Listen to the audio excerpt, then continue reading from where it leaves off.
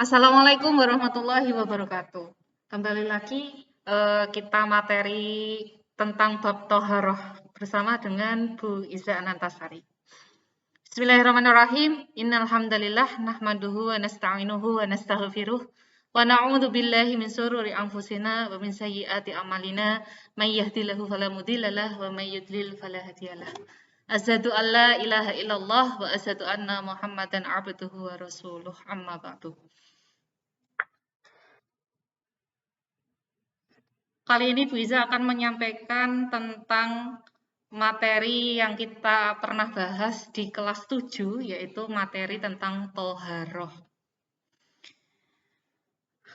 Toharoh ini adalah tentang bab fikih, jadi kegiatan yang selalu kita lakukan. Jadi kita nggak ada ruginya untuk mempelajari karena Toharoh ini selalu kita lakukan dalam kehidupan kita sehari-hari. Oke, kata toharo berasal dari bahasa Arab at-toharu yang secara bahasa artinya kebersihan atau bersuci. Sedangkan menurut istilah toharo ini adalah menyucikan badan, pakaian, dan tempat dari hadas maupun najis dengan cara yang telah ditetapkan oleh syariat Islam. Menurut Imam Ibnu Rushd, toharo itu terbagi menjadi dua, toharoh atau suci dari hadas. Yang kedua adalah suci dari najis. Suci dari hadas membersihkan diri dari hadas kecil dan hadas besar. Sedangkan najis itu bisa berupa membersihkan diri kita, pakaian, maupun tempat ibadah dari sesuatu najis dengan air. Hadas atau najis alat membersihkan atau mensucikannya. Nah, ini kita bahas tentang pengertian najis dulu. Najis menurut bahasa adalah apa saja yang kotor. Sedangkan menurut syara atau istilah berarti kotoran yang mengakibatkan sholat atau ibadah tidak sah seperti darah dan kencing. Cara membersihkan najis, kalian bisa dengan istinja dan menggosok atau menyiram. Ini ada gambar, ada orang yang mengeringkan najis, membersihkan najis, dan mengelapnya hingga kering. Baru bisa digunakan untuk sholat lagi. Yang kedua adalah pengertian hadas. Hadas secara etimologi adalah seseorang yang tengah berhadas. Sedangkan secara istilah adalah sesuatu yang mengotori anggota tubuh yang bisa mencegah sahnya sholat. Seperti orang yang junub, haid, dan nifas, dan lain-lain. Cara bersuci dari hadas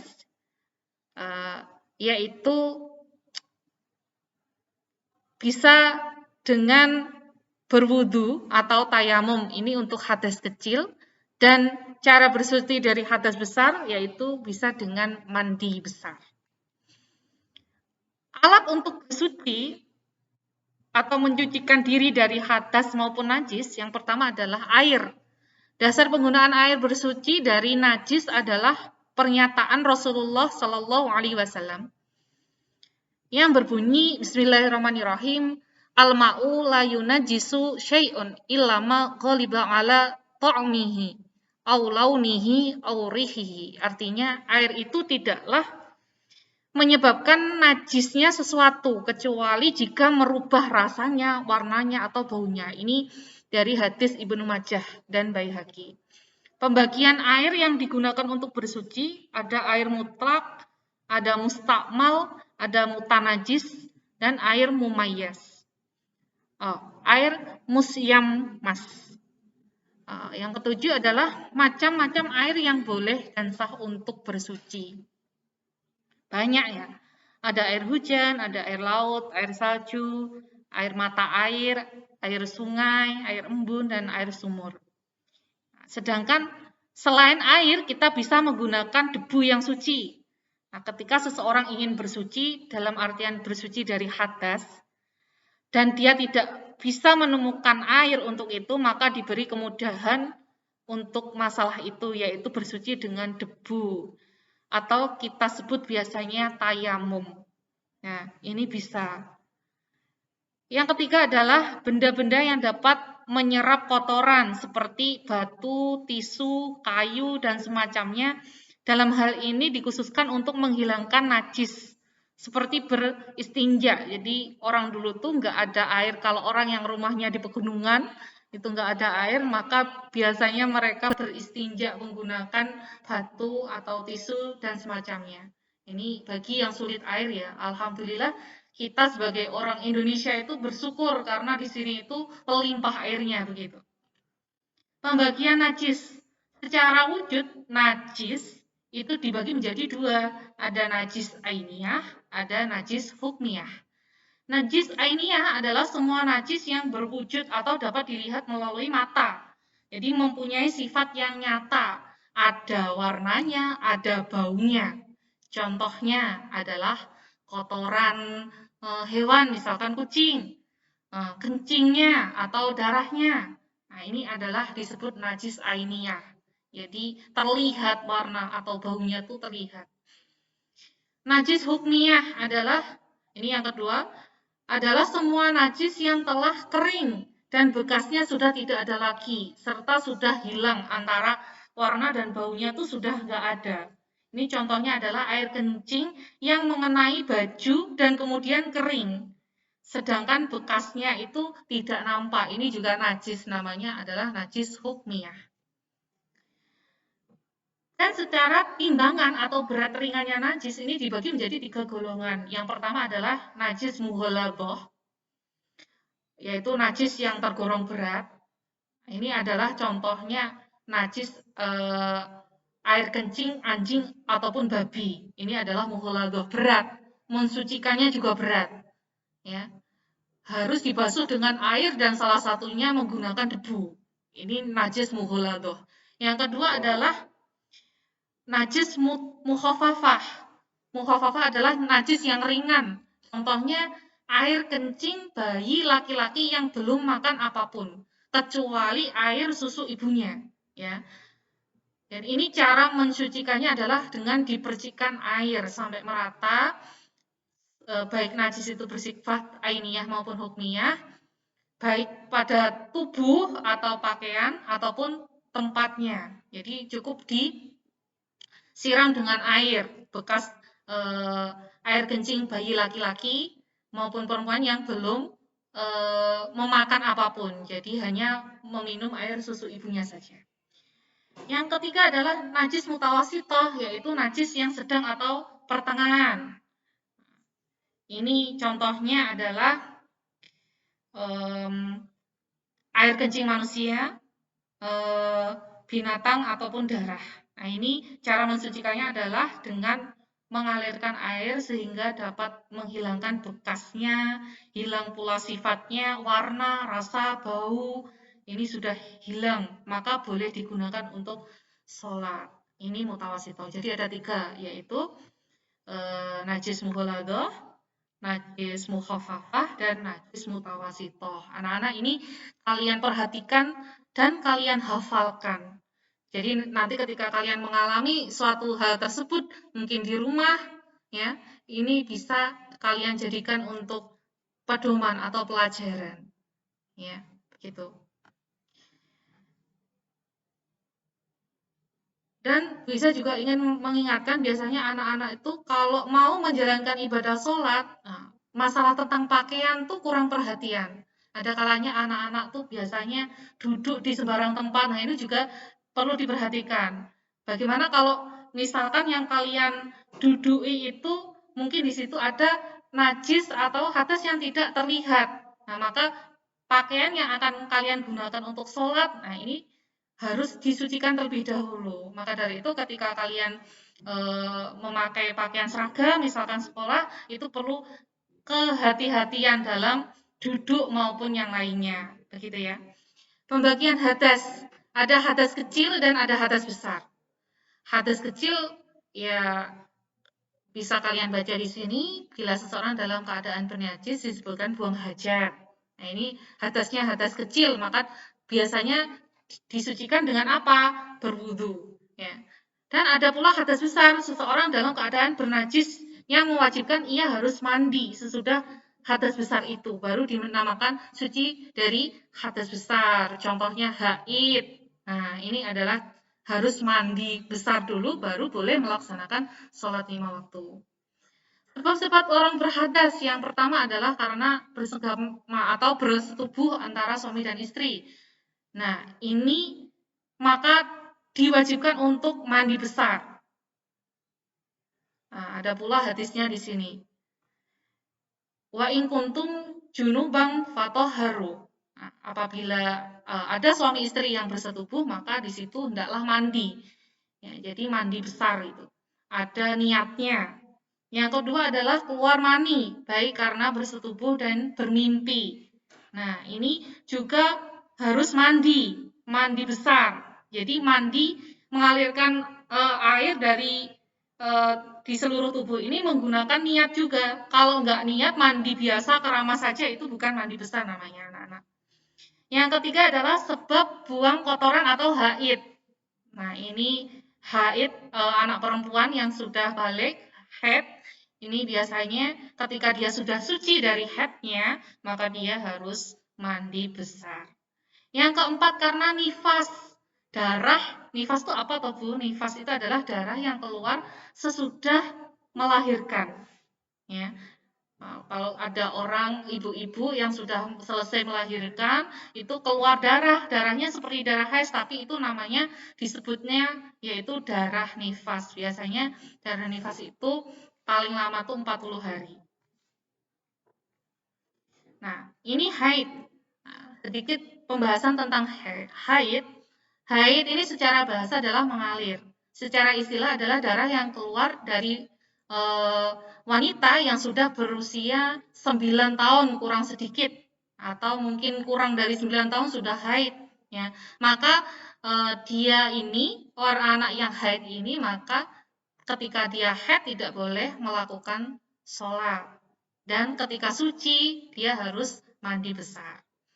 Masa haid dan suci paling sedikit adalah 1 hari semalam. Jadi masa haid itu, yang dikatakan haid itu paling sedikit adalah 1 hari 1 malam. Nah, paling banyak itu adalah 15 hari. Ini kebiasaan ya. Kebiasaannya 6 atau 7 hari. Tapi paling lama itu 15 hari. Kalau setelah 15 hari masih keluar darah haid, itu dinamakan darah istihadhah. Maka dia harus sholat. Karena namanya bukan darah haid lagi, tetapi namanya darah istihadhah. Batas akhir haid. Umur haid tidak ada batasnya. Selama dia masih hidup, perempuan ya memenuhi syarat untuk haid, maka dia bisa dihukumi haid.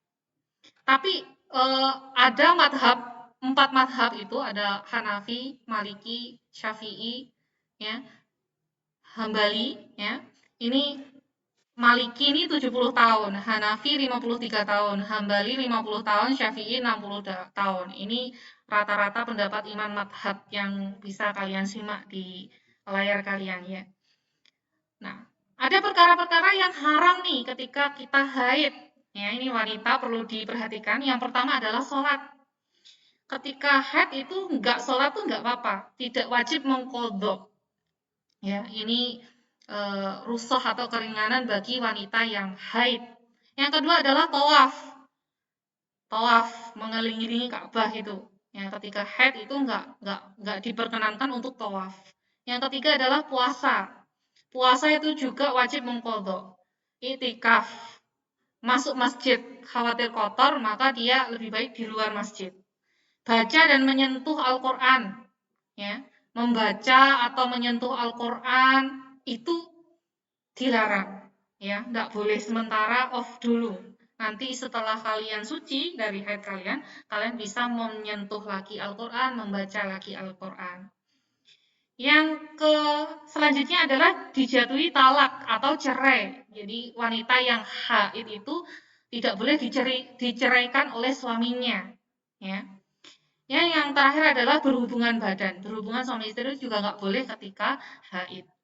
Selanjutnya, suci atau mandi janabat. Belum mandi, ini kita pastikan dulu benar-benar suci apa belum kita. Kalau misalkan masih ada darah kuning atau mungkin warnanya belum jernih putih, maka dia tidak diperkenankan untuk mandi besar. Begitu ya. Untuk memastikannya, ini kita misalkan mandi, ini kalian bisa lihat, mungkin nawaitunya bisa kalian geser di sini. Ini adalah niatnya. Fontnya nggak karuan ya ini ya.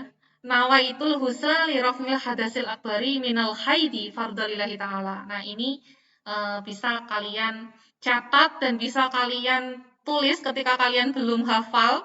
Ketika mandi di bawah saja nggak apa-apa. Nah, niat. Jadi mandi besar tuh harus disertai dengan niat, nggak boleh kalau nggak niat.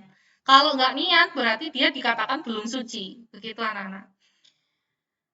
Nah, selanjutnya adalah istihadah, yaitu dalam bahasa mengalir. Nah, ini darah yang keluar ketika sudah haid, tetapi masa haidnya sudah lebih dari biasanya. Ini ada namanya darah istihadah. Misalkan haidnya biasanya 14 hari, lebih dari 15 hari, itu sudah dikatakan darah istihadah. Dia wajib sholat. Ya, dia boleh sholat. Oke, macam-macam darah ya. Darah ini ada tingkatannya. Yang pertama hitam, yang kedua merah, ya. Yang ketiga kekuning-kuningan, keruh, ya. Dan dari segi lain ada yang kental atau ada yang cair, ada yang berbau, ada yang tidak berbau. Nah, ini perlu diperhatikan ya. Jadi banyak macam-macam darah.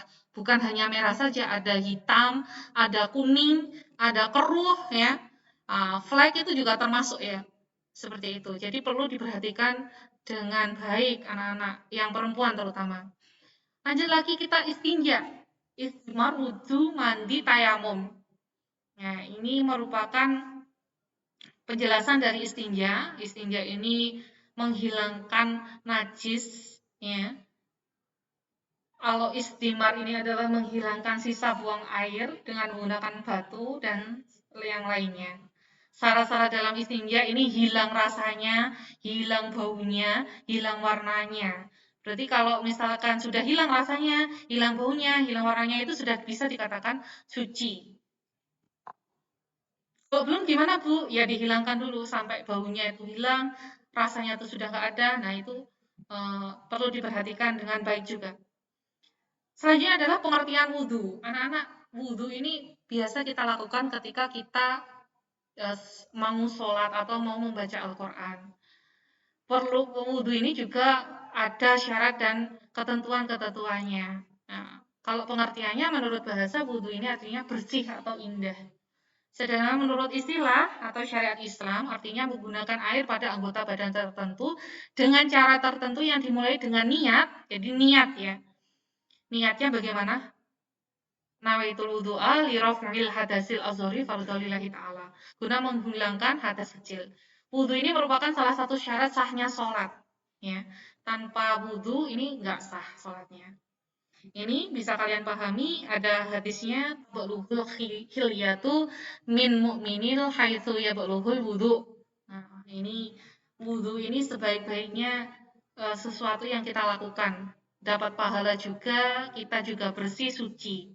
Nah, cara menghilangkan hadas kecil itu dengan cara berwudu. Di sini ada tata cara berwudu. Ini perlu kalian perhatikan. Ya, di sini ada yang pertama adalah membasuh tangan, berkumur ini termasuk sunnahnya, membersihkan hidung, nah membersihkan wajah, ya ini sampai dagu ya. Jangan sampai kalian membersihkan wajah hanya bagian depan saja, bagian pinggir seperti ini juga harus dibersihkan. Membersihkan tangan sampai siku, terus sebagian kepala, telinga ini yang bagian belakang telinga ini juga harus diperhatikan. Biasanya anak-anak tuh wudhunya begini aja, nggak begitu yang di belakang telinganya itu belum kebasuh ya. Dan kaki, nah ini bisa kita praktekkan nanti ketika kita sudah masuk pembelajaran. Pengertian mandi, mandi adalah meratakan air ke seluruh tubuh dengan tujuan menghilangkan hadas besar.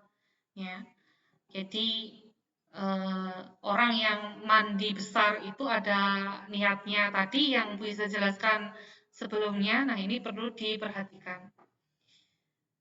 Ini adalah mandi sunnahnya. Ada sunnah mandi nih untuk orang yang sholat Jumat, ada orang yang hari raya, uh, ada orang yang mu'alaf. Nah, setelah memandikan mayat atau jenazah, mandi saat hendak ihram, ketika akan sa'i, ketika tawaf, dan lain sebagainya. Nah, ini juga ada. Yang pertama tadi, mandi wajib atau mandi junub ini adalah mandi yang dilakukan ketika setelah melakukan hubungan suami istri. Yang kedua adalah haid atau menstruasi, ya, setelah melahirkan atau nifas. Dan yang keempat adalah meninggal dunia. Nah, orang yang meninggal dunia ini juga mandi besar. Bedanya dia tidak bisa mandi sendiri anak-anak, tetapi dimandikan oleh keluarganya, seperti itu ya. Selanjutnya adalah tayamum. Tayamum ini adalah pengganti wudhu. Dia wudhu memakai debu yang suci. Ya, kalau nggak cari air di mana-mana nggak ada, maka bisa digantikan dengan tayamum. Nah, ini tayamum ini ada tata caranya juga. Ini sebab alasan melakukan tayamum. Ada dalam perjalanan jauh, jumlah air tidak mencukupi, telah berusaha mencari air, nah, dan lain sebagainya. Bisa kalian baca sendiri. Nah, dan di sini adalah syarat syahnya tayamum. Ya, ini telah masuk waktu sholat, memakai tanah yang berdebu, yang bersih, ya. Ada alasan dia tidak menemukan air, ya, tidak haid maupun tidak nifas, dan yang terakhir adalah menghilangkan najis yang melekat pada tubuh. Nah, ini tayamum. Ini praktek tayamum dan niatnya ini bisa kalian baca. Bismillahirrahmanirrahim. Nawaitu tayammuma listibahati sholati fardolillahi ta'ala. Nah, ini ada orang yang pertama, yang di samping kanan kalian ini ada orang yang meletakkan tangannya kepada tanah ini mencari debu yang suci. Kemudian membasuh wajahnya dan membasuh tangannya. Ini ada tata caranya. Kita bisa praktek ketika kita sudah pembelajaran seperti biasa, atau kalian bisa melihat tata cara di video-video di YouTube dan televisi. Fadilahnya, wudhu ini banyak sekali fadilahnya anak-anak. Di antaranya ada dikatakan dalam hadis riwayat Muslim. Bismillahirrahmanirrahim. An Abi Hurairah anna Rasulullah sallallahu alaihi wasallam qala alla adullukum ala ma yamhullahi bihil khataya wa yarfa'u bihi darajati qalu bala ya Rasulullah qala isbahu wudhu'i ala makarihi wa kasratul khuta illa masjidi wa tidaru sholati ba'da sholati fadalikum ribat. Nah, ini ketika kita amalan itu ketika adalah menyempurnakan wudhu di waktu yang tak menyenangkan. Nah, ini banyaklah langkah menuju masjid dan menunggu sholat. Setelah menunaikan sholat itu adalah pos penjagaan. Jadi diterangkan bahwa wudhu itu adalah dia pengaruhnya luar biasa. Dia bisa menghapuskan hadas kecil, dosa kecil, ya. Wudhu juga dapat mengangkat derajat dan kedudukan seseorang di dalam surga. Jadi jangan dikira wudhu itu pahalanya nggak besar, besar banget. Bahkan bisa meletakkan kedudukan seseorang di surganya Allah. Jadi orang yang selalu senantiasa menyucikan diri dengan berwudhu itu adalah baik dilakukannya. Nah, di sini ada dalil tentang taharah. Surat Al-Baqarah ayat 222, Innallaha yuhibbut tawwabina wa yuhibbul mutatahhirin. Ada pula hadisnya, la yuqbalullahi salata bi khairi tuhur. Nah, ini Allah tidak akan menerima salat yang tidak dengan bersuci. Di dalam Al-Qur'an juga sudah jelas sesungguhnya Allah menyukai orang-orang yang bertaubat dan menyucikan diri. Salah satunya adalah tentang wudu, ya. Etika sosial dan aktualisasi ibadah toharoh dalam kehidupan sehari-hari. Ini ketika kalian ada etika, ketika kalian buang air, ketika kalian berwudu. Nah, ketika buang air, masuk kamar mandi dengan mendahului kaki kiri, yang membaca basmalah. Ketika buang air kecil, ya, dia melihat dulu, jangan buang air di sembarang tempat, di bawah pohon tuh nggak boleh ya. Harus di kamar mandi, ya ada adabnya, etika. Kalau misalkan buang air ya jangan menghadap kiblat, membelakangi, ya. Kalau berwudu, nah dia juga harus menjaga diri dalam keadaan wudu, ya. Kalau sudah batal, ya wudhu lagi. Jangan kemudian tidur, sudah batal wudhunya, mau sholat terus nggak wudhu lagi. Nah ini nggak boleh. Jangan tidur sebelum berwudhu, awali dengan bismillah. Ini sunnah ya, sunnahnya wudhu itu bismillah dulu. Bersiwak ya. Terus mulai wudhu dengan bagian yang kanan dan lain-lain. Jadi ada etika dan adab ketika kita buang air besar maupun kecil. Ada juga adab ketika kalian etika ketika berwudhu. Jadi ini silahkan kalian terapkan. Jangan tidak digunakan. Masuk dan keluar kamar mandi juga ada doanya. Ketika kalian lakukan berarti pahalanya sangat banyak. Begitu ya. Bahkan ada etika ketika kalian mandi. Ya, jangan membiarkan aurat terbuka dan lain membasuh seluruh badan. Niat juga. Nah, kemudian apa? Badan membasuh bagian kanan dulu, kemudian bagian kiri. Masing-masing 3 basuhan juga sunnah. Nah, ini bisa kalian terapkan dalam kehidupan kalian sehari-hari. Etika sosial dan aktualisasi ibadah toharoh dalam kehidupan sehari-hari. Jadi Islam ini menyatakan bahwa bersuci melahirkan banyak sifat, sikap, nilai, serta pesan yang akan berdampak pada perilaku seseorang. Banyak sekali yang hadis-hadis atau di dalam Al-Quran yang menerangkan keutamaan tentang toharoh ya, dan bersuci. Oleh karena itu, ya harus diamalkan dan dilakukan dengan baik sebagai orang Islam. Kita juga ketika mau sholat juga berwudu, ya. Ketika selesai haid kita juga mandi besar dan lain-lain. Ini sunnah ya. Ini akan mampu menghadirkan kesucian lahir maupun batin. Nah, begitu saja yang sedikit yang bisa sampaikan. Apabila ada kurang lebihnya bisa minta maaf.